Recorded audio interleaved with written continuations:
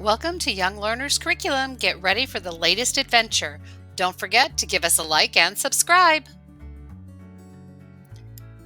Tommy's Adventures Setting Out. Written by Young Learners Curriculum for Suffer Level A1. Tommy dreams of places new. An adventure waits, and there's lots to do. He grabs his passport. It's big and bright. It will help him catch his special flight. Now Tommy checks his ticket too. His dream to see Sydney is coming true. Tommy packs his suitcase tight. In go shirts, pants, and shoes just right. Now his backpack joins the fun. In goes the map, camera, flashlight, and off he runs.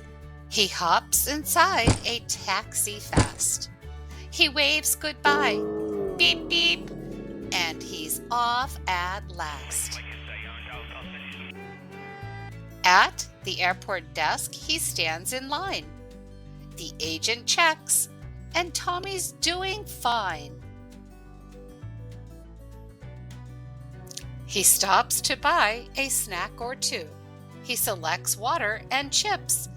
Then off he flew. The speaker calls, "It's time to go."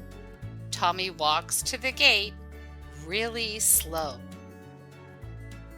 Inside the airplane, it's quite a sight.